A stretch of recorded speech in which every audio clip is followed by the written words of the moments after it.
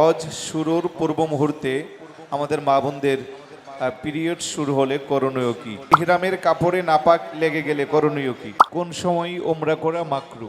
Office Jiara 10, 11, 12 তারিখ আদায় করতে না পারলে করণীয় কি? কোনো হাজির উপর যখন দম ওয়াজিব হয় এবং সেই দম দেওয়ার ওনার সামর্থ্য না থাকলে করণীয় কি? চত্বর দেওয়ার সময় যদি বেশি হয়ে যায় তখন করণীয় কি? আমার ভাই বোনের কাছে যদি আমি ক্ষমা চেয়ে না যাই ওখানে, তাহলে আমার এই হজের উপর, হজ আদায়ের উপর এটা বর্তাবে কিনা, সেটা যদি আমার মধ্যে ভুলভ্রান্তি এখানে ভাই বোনের মধ্যে থাকে, এটা আমি কিভাবে শুধরিয়ে ওখানে যাব? একজন হাজি প্রশ্ন করেছে, চত্বর দেওয়ার সময় যদি বেশি হয়ে যায় তখন করণীয় কি? আসসালামু আলাইকুম ওয়া রাহমাতুল্লাহি ওয়া বারাকাতুহু। সম্মানিত উপস্থিতি, এই প্রশ্নোত্তরের মাধ্যমে মানুষ অনেক কিছু জানতে পারেন। তো যার কারণে আল্লাহ পাক সুবহানাহু ওয়া তাআলা আমাদেরকে বলেছেন, ফাসআলু আহলা যিকরি ইন কুনতুম লা তা'লামুন। তোমরা যদি না জেনে থাকো, যারা জানেন তাদের থেকে জেনে নাও। হুজুর করিম সাল্লাল্লাহু আলাইহি ওয়াসাল্লাম ইরশাদ করেছেন, শিফাউল আইয়ি আস-সুবাল।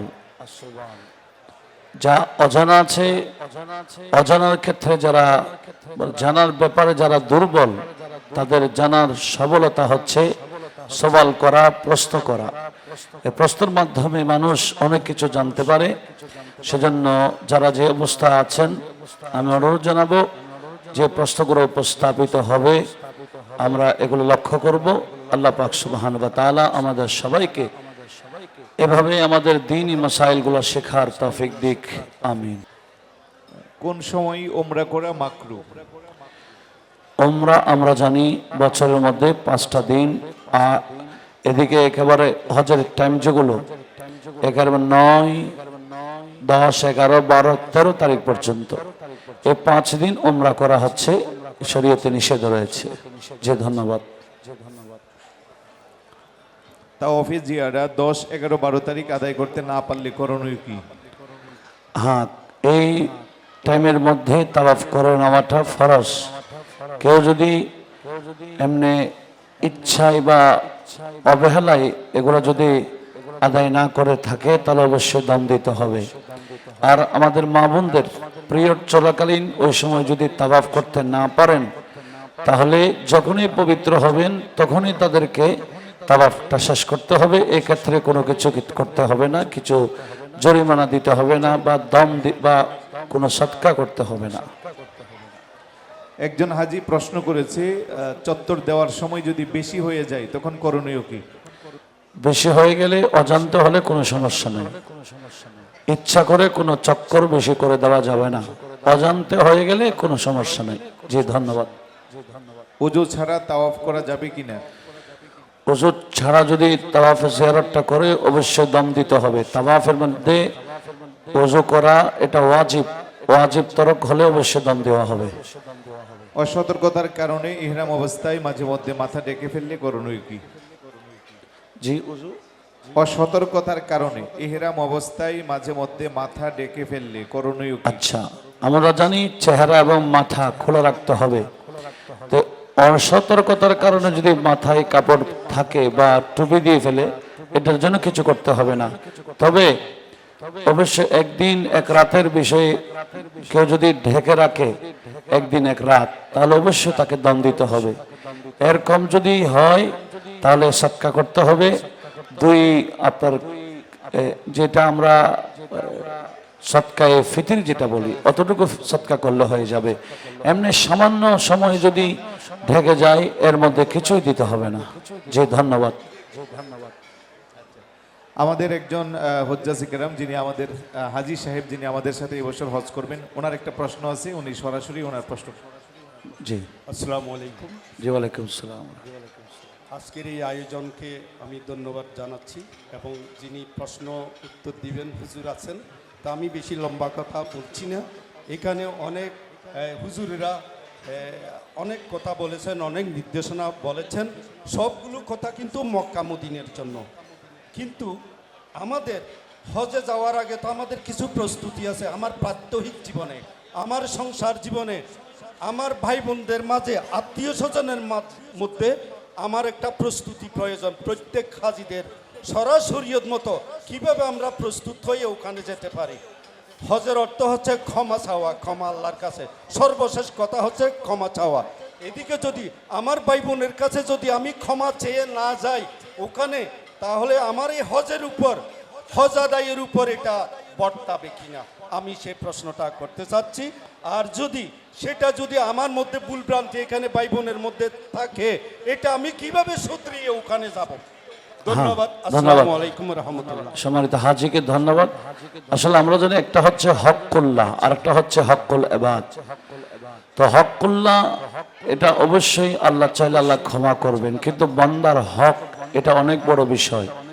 আমরা হজ করতে যাব, এর আগে কেউ যদি আমার থেকে কর্জ পায় বা আমার কাছে কোনো আমার পাওনাদার থাকে, আমি যদি কারো হক গজব করে থাকি, অবশ্যই এই বিষয়ে হজে যাওয়ার আগে এটাকে সম্পূর্ণ ক্লিয়ার করতে হবে। কেউ যদি আমার থেকে কর্জ পায়, কর্জগুলো আদায় করার পরে হজ ফরজ হবে, এর আগে নয়। আমার কাছে যে কর্জ পাবে, কর্জগুলো দেওয়ার পর যদি আমার সামর্থ্য হয়, তখন আমার উপর হজ ফরজ হয়।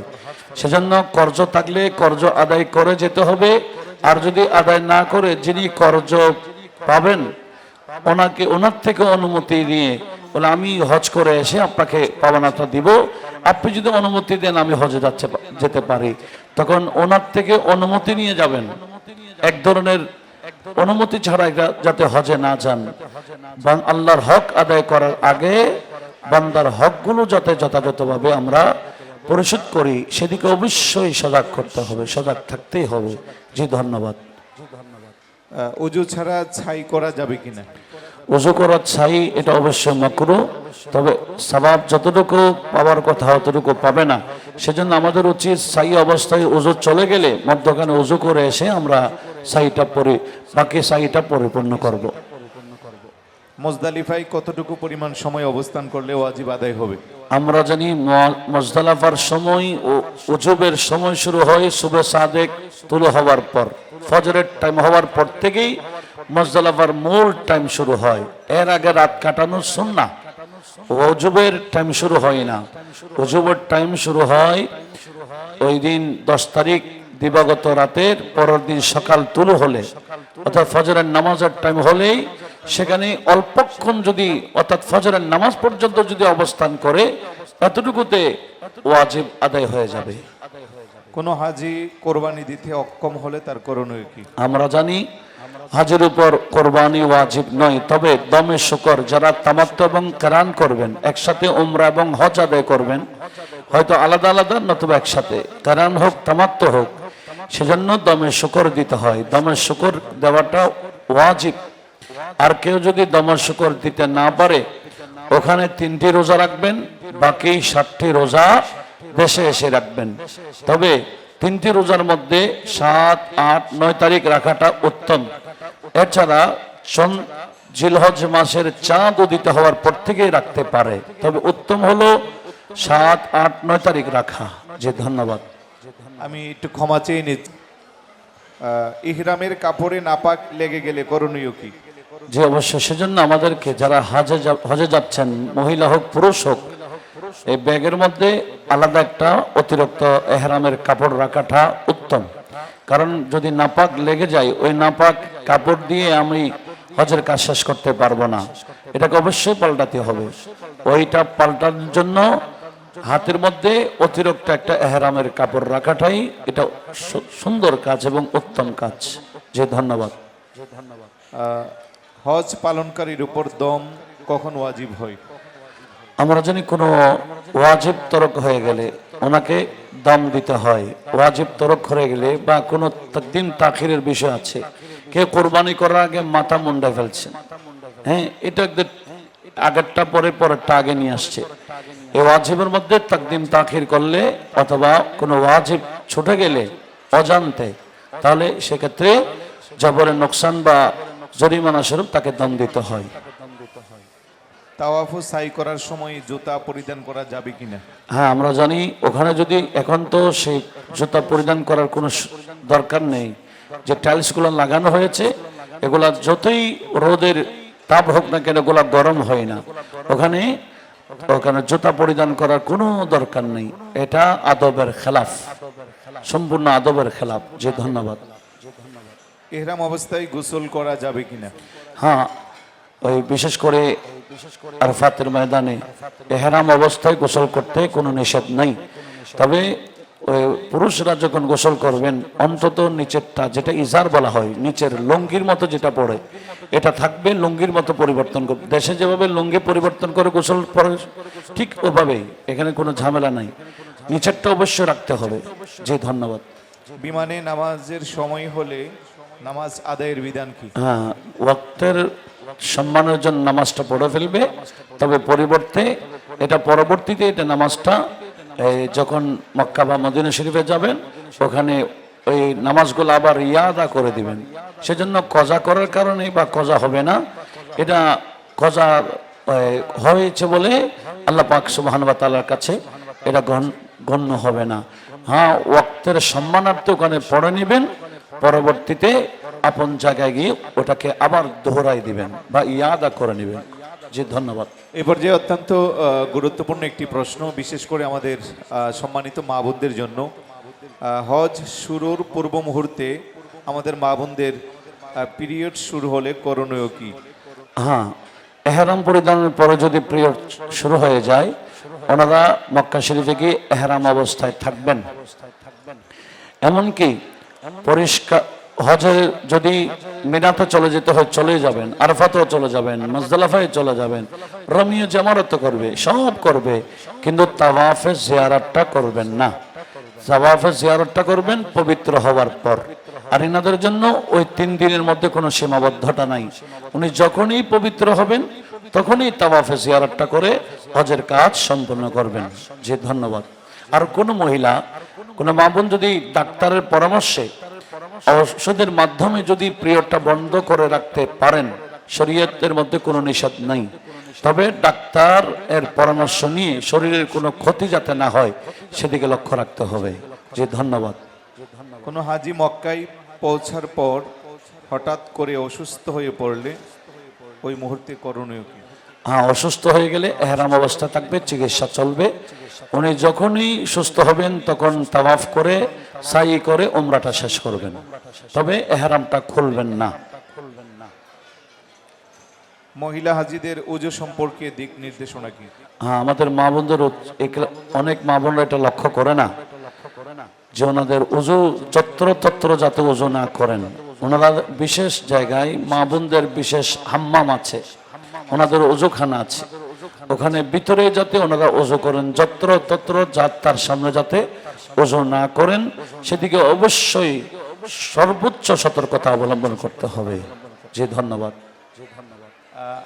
আমি সম্মানিত হুজ্জাজ ইকরামদের দৃষ্টি আকর্ষণ করছি, আপনাদের যদি আর এই মুহূর্তে কারো কোনো প্রশ্ন থাকে হজ সংক্রান্ত, আপনারা করতে পারেন। আপনাদের কাছ থেকে আমরা কিছু প্রশ্ন নিব। কেউ আছেন কি? জি,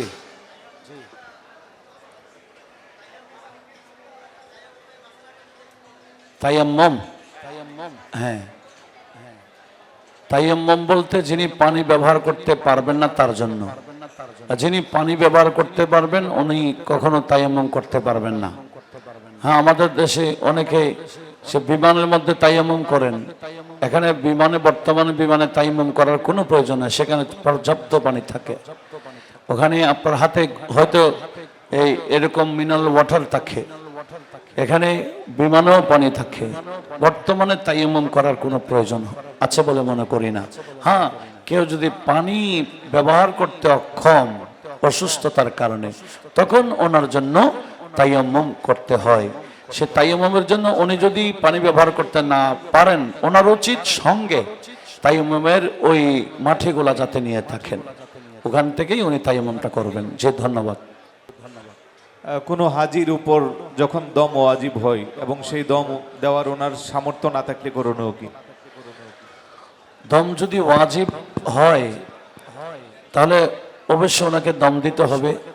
আর যদি দম দিতে না পারে, এক্ষেত্রে ওনাকে রোজা রাখার বিষয় রয়েছে, যেটা আমরা আগে বলেছি। দম দিতে না পারলে 10টি রোজা রাখতে হয়, 3টি ওখানে রাখবে আর বাকি 7টি দেশে এসে রাখবে। এটা হচ্ছে দমের শুকরের বিষয়। আর এমনি সাধারণ যদি দম ওয়াজিব হয়ে যায়, সামর্থ্য নাই, তো ওনার উচিত যদি সুযোগ থাকে কর্জ করে ওখানে কারো থেকে নিয়ে, বা এখন তো টাকা বাড়ি থেকে নিয়ে যাওয়ার সুব্যবস্থা এখন আছে, অনলাইন মুহূর্তের মধ্যে টাকা পৌঁছে যাচ্ছে, টাকা ব্যবস্থা করে উনি দমের টাকাগুলা, যদি কোনো ওয়াজিব তরক হয়ে যায়, কোনো ধরনের এই ধরনের দম যেখানে ওয়াজিব হয় সেক্ষেত্রে। জি ধন্যবাদ।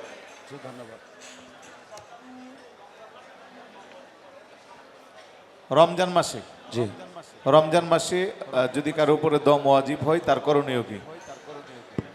একই অবস্থা, একই অবস্থা, রমজান হোক গায়রে রমজান হোক, দম ওয়াজিব হলে ওনাকে জম দিতে হবে। তবে দমগুলা কোরবানির বা দম এগুলা জবে করতে হবে মক্কার হেরমের ভিতরে, হেরমের বাহিরে জবে করার কোনো সুযোগ নাই। এটা মিনহার হইতে হবে, হেরমের জায়গার দায়রার ভিতরে, বাউন্ডারির ভিতরেই হইতে হবে।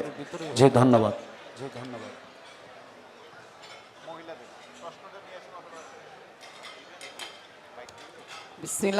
আসসালামু আলাইকুম। ওয়ালাইকুম আমি আসসালাম ওয়া রাহমাতুল্লাহ। জানতে চাচ্ছি, আমি ওমরা করব, ওই নিয়ত করব মসজিদে। আমি যতবার ওমরা করব ততবারই কি আমাকে নিয়ত করতে হবে মসজিদে যেয়ে, নাকি একবার ওমরা নিয়ত করলে হবে? না, আপনি যতবার ওমরা নিয়ত করবেন, মসজিদে বলতে আপনার হেরমের বাইরে যেতে হবে। হেরমের বাইরে, এটা মসজিদে আয়েশা হোক, মসজিদে জিয়ারানা হোক, বা যে কোনো জায়গায় হেরমের বাউন্ডারির বাইরে গিয়ে আপনি নিয়ত করে আসতে পারবেন।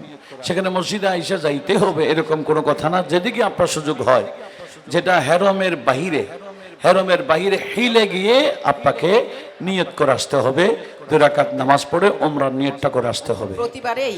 জি প্রতিবার, যতবার ওমরা করবেন। ওমরার এটাই হচ্ছে আমাদের শরীরের একটা উসুল, হচ্ছে হজের কাজ হলো হেরমের বাহিরে, সেজন্য হজের নিয়তটা হেরমের ভিতরে হবে। আর উমরার কাজ হচ্ছে হেরমের ভিতরে, যার কারণে এটা নিয়ত করে আসতে হবে হেরমের বাহিরে গিয়ে। এটা হচ্ছে যে কাজ যেখানে সেখানে নিয়ত করতে পারবে না। উমরাটা হয় হেরমের ভিতরে, সেজন্য নিয়ত করে আসতে হবে হেরমের বাহিরে গিয়ে, হিলে গিয়ে। আর হজের মূল কাজ আরফা, সেজন্য আরফাতে যাওয়ার আগে হেরমের মধ্যে উনি নিয়ত করে যাবেন। জি ধন্যবাদ। আর কারো প্রশ্ন না থাকলে আমরা প্রশ্ন উত্তর পর্বটি সমাপ্ত করব। আচ্ছা,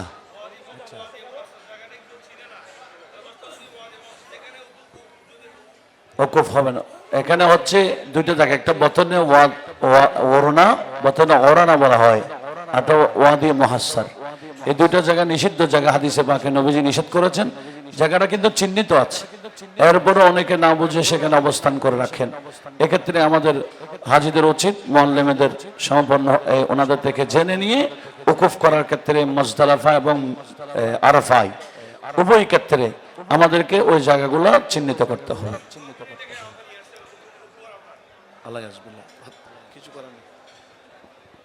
আমরা প্রশ্ন উত্তর পর্বটি এখানেই সমাপ্ত করছি। অসংখ্য ধন্যবাদ, মোবারকবাদ। হুজুর দীর্ঘ সময় যাবৎ আমাদেরকে গুরুত্বপূর্ণ নির্দেশনা দিয়েছেন। প্রিয় দর্শক, ইতিমধ্যে আমাদের মাঝে উপস্থিত হয়েছেন আঞ্জুমানে রহমানী আহমদিয়া সুন্নিয়া ট্রাস্টের সুযোগ্য সেক্রেটারি জেনারেল, আমাদের সবার সুপরিচিত আলহাজ মোহাম্মদ আনোয়ার হোসেন সাহেব। মঞ্চে আসন গ্রহণ করার জন্য অনুরোধ জানাচ্ছি। ওনাকেও আমাদের রফরফাস কাফেলার পক্ষ থেকে আন্তরিক মোবারকবাদ। আমাদের বিজ্ঞ অনেক ওলামায়ে কেরাম আলোচকবৃন্দ রয়েছেন, আমরা ধারাবাহিকভাবে ওনাদের কাবার চত্বরে তাওয়াফ করি, সেই তাওয়াফে যদি গণনায় সন্দেহ হয় করণীয় কি?